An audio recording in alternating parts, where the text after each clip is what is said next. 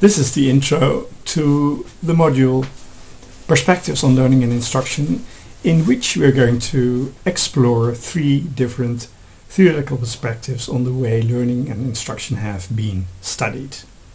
But before we start to do that, I would like to zoom in on a very old piece of art, a fresco made by Raphael and shown in the Vatican museums in Rome.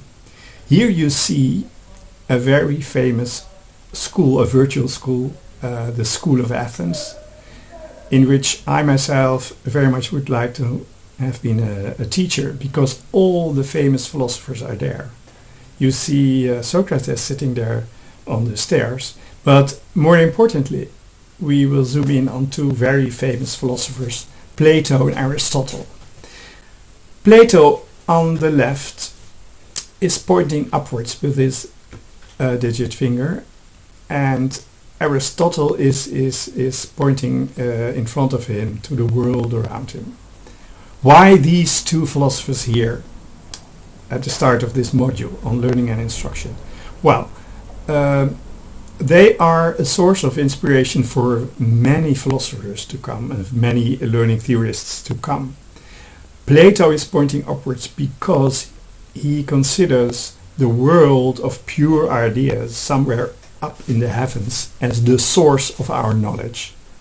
The world of pure ideas has in store all the knowledge we as human beings can develop.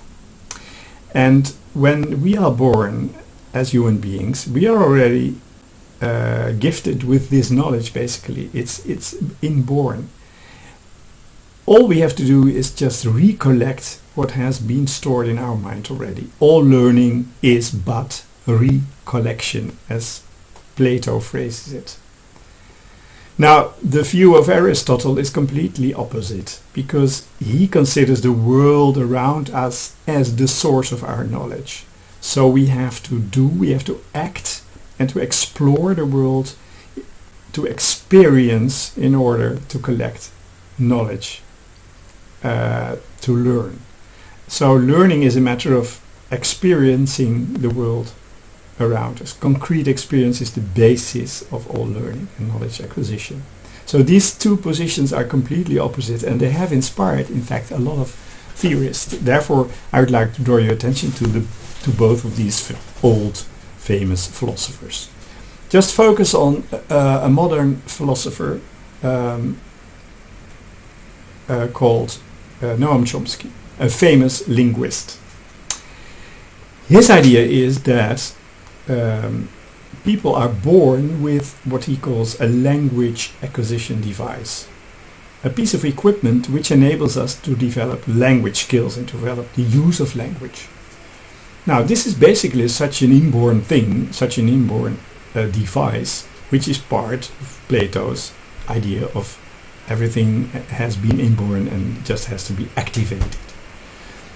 An example of such a failing activation is basically the story of L'Enfant Sauvage, the wild child, which was discovered in 1800 by a Parisian doctor who tried to raise him and to try to teach him language skills.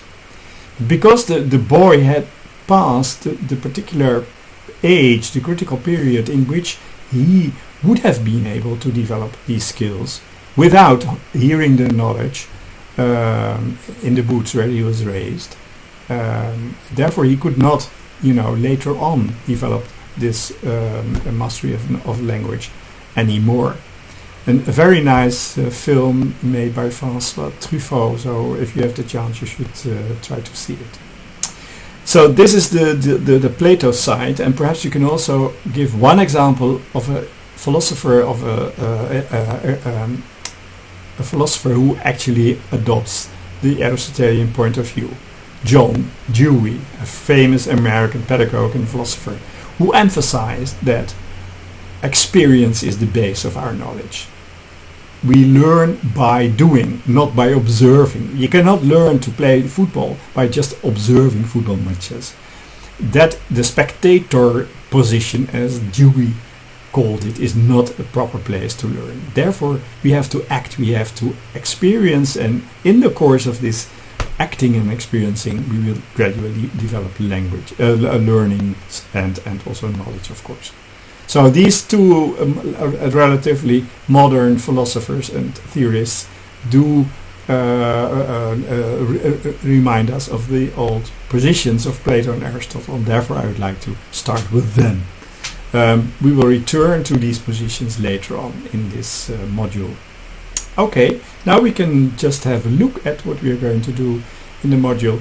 We are going to subsequently explore behaviorism, cognitivism, and constructivism as theoretical perspectives on learning and instruction, and eventually we will discuss a few research methods which are used by researchers in this particular domain.